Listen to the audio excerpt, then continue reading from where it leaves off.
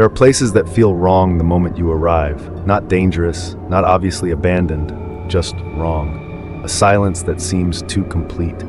Streets too empty for the hour. Curtains that move though no one is there. People who smile half a second too late. The sort of place where normality feels rehearsed. Tell me something, have you ever visited a town that seemed to be waiting for you? Not welcoming you, waiting. As though your arrival completes something. Because places remember, long after people forget. They remember footsteps, arguments, births, deaths, promises made in doorways, names carved into old wood. Some towns hold history like dust, others hold it like a wound. And tonight's episode begins in a place where memory did not merely linger, it took root. 6 first-person confessions, 6 witnesses, 6 descents into a town that should not still exist. A place where houses remember their occupants. Roads return travelers to streets they never chose. Church bells ring for people who have already died. And the most terrifying part? No one inside the town seems aware that anything is wrong. By the final story, the question will no longer be whether the town is haunted. The question will be, who is left alive enough to leave it? Dim the lights, listen carefully. And if you ever find yourself driving through a place that does not appear on your map, do not stop. Welcome to episode 19, The Town That Forgot It Was Dead.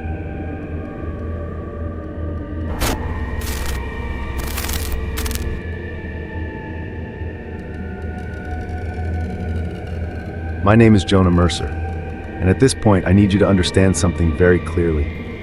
Mercer was no longer reacting to me. It was deciding, not like a crowd making a choice, not like people voting, but like a single mind distributing attention across many bodies.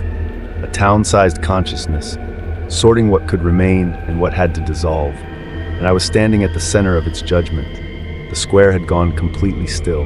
No wind, no ambient noise. Even the flicker of lamplight seemed suspended, as if time itself was waiting for permission to continue. Every figure, every person from every window, every memory, every reconstructed life, stood or sat facing me. Emma was still visible near the edge of the square, but she was no longer stable. Her outline flickered slightly at the edges, like an image struggling to render. The same with others. My childhood friend from the kitchen window, my colleague, my aunt. Even the dog from my memory of childhood, standing now beside a lamppost that should not have existed. All of them looked at me, not pleading anymore, waiting. Tell me something.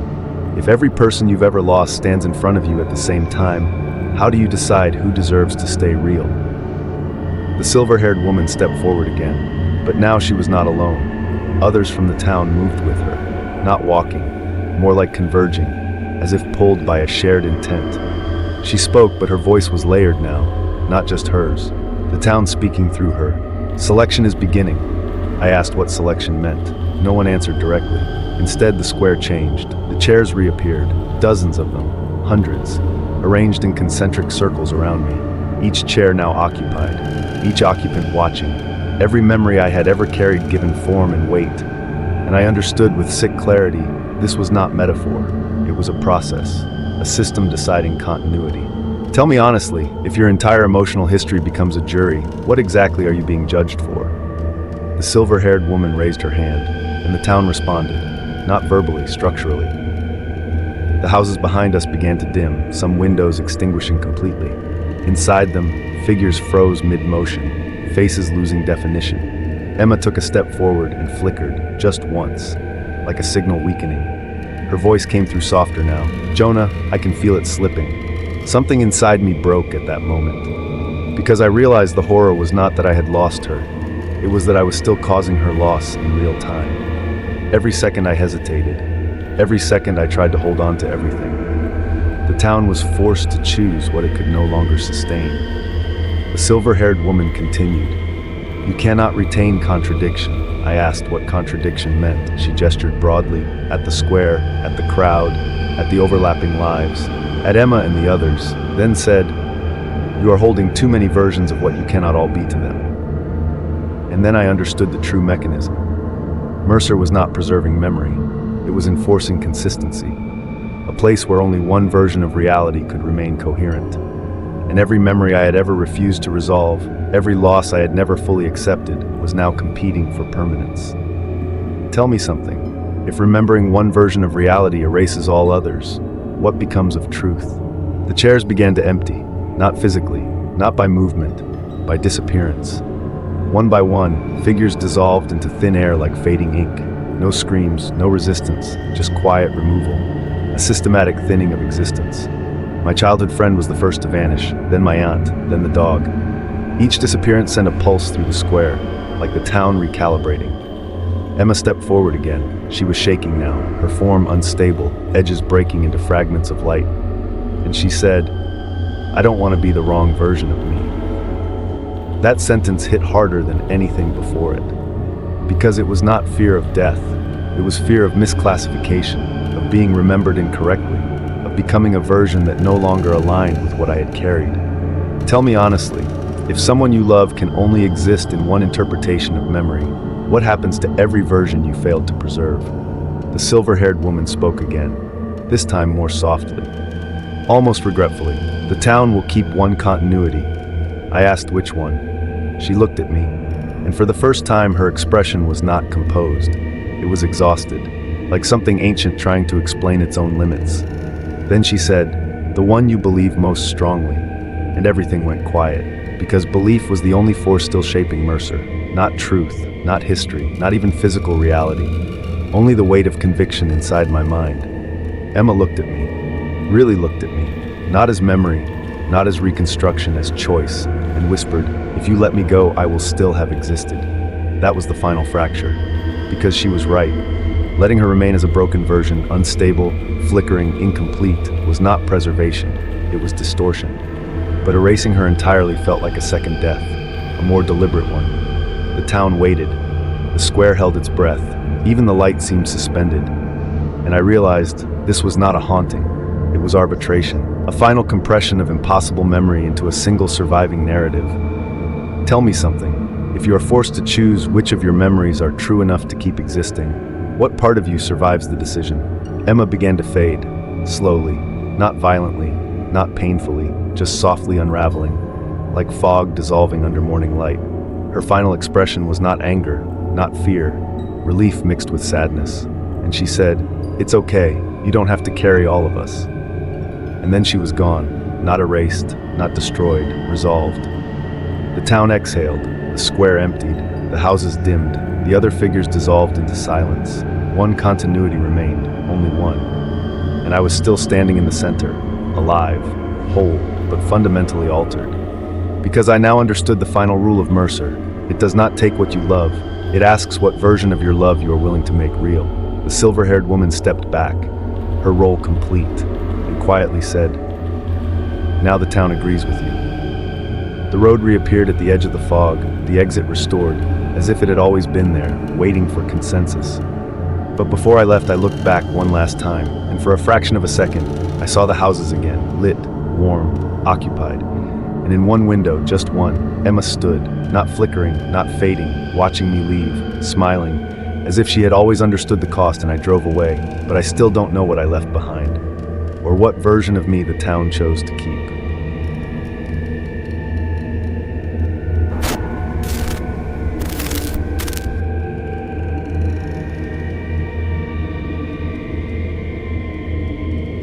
My name is Jonah Mercer, and if you're hearing this as a continuation, then you already know what the town did. It chose what version of my memory could remain real. It removed everything that conflicted with it. It let me leave, or at least, it made me believe I left. But there is something I didn't understand until much later. Leaving Mercer was not an exit, it was a transfer. The road reappeared exactly the way it had vanished. Fog thinning like a curtain being drawn back. Asphalt returning in segments, as if reality was being stitched together behind my moving car. The engine worked normally again. The radio returned, static dissolving into faint music from a station I didn't recognize. Everything felt restored, too restored. That was the first warning I ignored, because the mind, when relieved from terror, tends to mistake silence for safety. Tell me something. If something terrible ends too cleanly, do you trust it ended at all? I drove for hours, no sign of Mercer behind me, no detour markers, no fog, no forest pressing too close, just normal highway travel through rural Virginia. Eventually, I stopped checking the rearview mirror. That was the second mistake, because memory does not always follow geography. Sometimes it follows attention, and when you stop looking back, you stop noticing what is still attached to you. The first sign was subtle, a smell I couldn't place, old wax, burned wood, church incense. It appeared in the car intermittently, not strong, not consistent, just present, like residue. I checked the vents, nothing.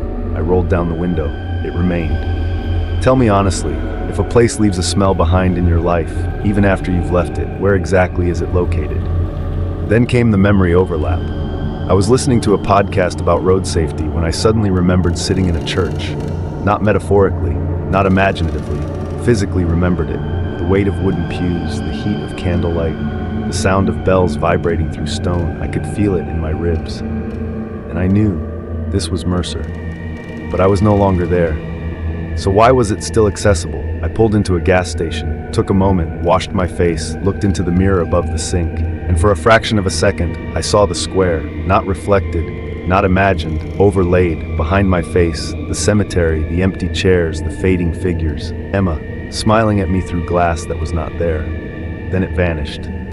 I stepped back, breathing hard. The attendant asked if I was okay. I said yes. That was the third mistake. Tell me something. If you see a place that no longer exists reflected over your own face, which version of reality do you trust? By the third day, the problem was no longer perception. It was memory consistency. I began remembering things that contradicted each other. My sister alive in one recollection, gone in another. A childhood friend both surviving and dying. A house I grew up in existing in two different cities. It wasn't confusion, it was duplication. Multiple versions of the same life occupying the same mental space, and all of them felt equally real. Then I received the message from my sister, Emma, or at least her number. The text read, "Jonah, where are you? You've been gone for 3 days." My hands went cold, because I had a memory of her being gone, and another memory of her being alive. Both were equally strong. Both had emotional weight. Neither could be disproven. Tell me honestly, if your life splits into multiple versions inside your memory, how do you prove which one you're living? That night, I dreamt of Mercer again, but it was not the Mercer I left. It was something rebuilt, partial, incomplete. The square was empty, except for one chair, and in it sat the silver-haired woman. She looked up at me and said, "You didn't leave the town, you exported it."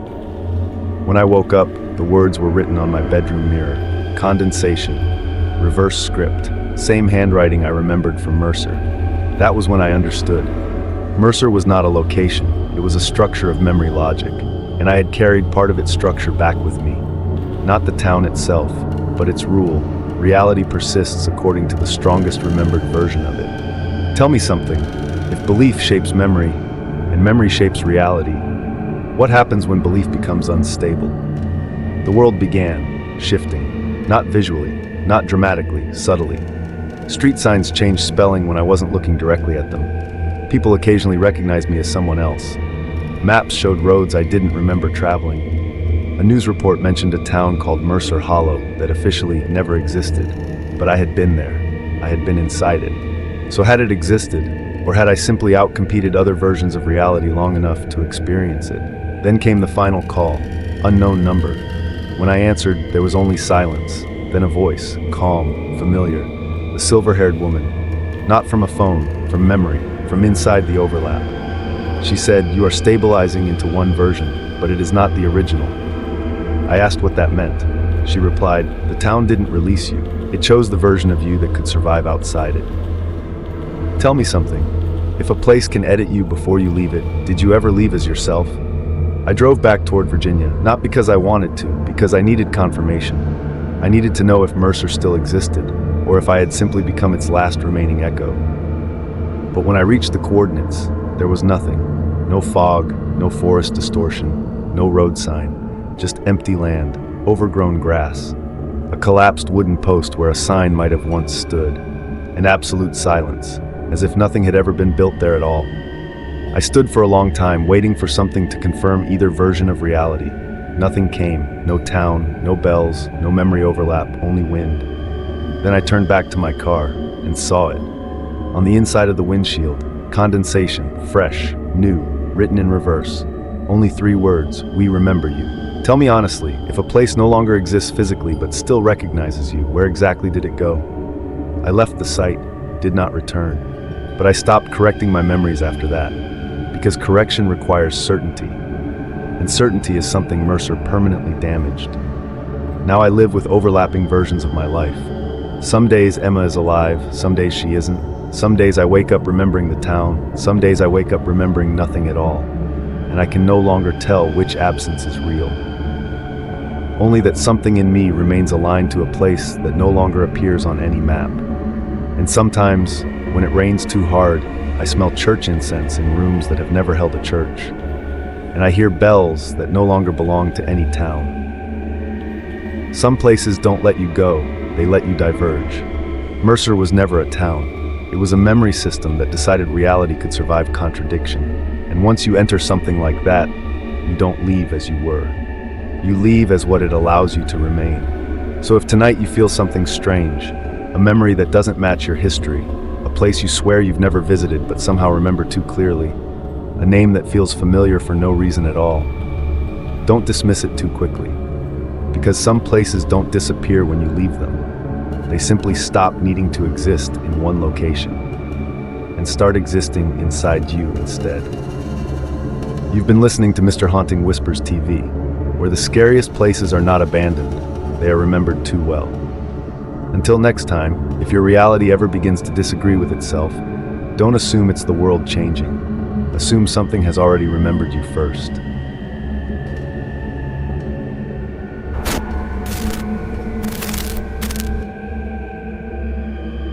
Some places do not haunt you.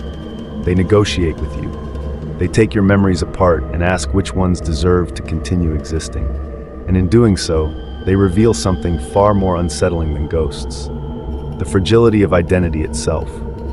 Because if a town can decide which version of your grief is real, then perhaps memory was never as private as you thought. Perhaps it was always something shared, something negotiated, something selected. So tonight, as you close your eyes, consider this carefully. If every memory you carry had to justify its existence, which ones would survive you, and which ones would not survive being remembered correctly? You've been listening to Mr. Haunting Whispers TV, where some places don't trap you. They decide what part of you gets to leave. Until next time, be careful what you remember too clearly, because somewhere out there might be a place waiting to agree with you. You've been listening to Mr. Haunting Whispers, where every truth leaves a scar. If the story unsettled you, good. That means you were listening. Subscribe and stay close to the dark, because the next whisper might be for you.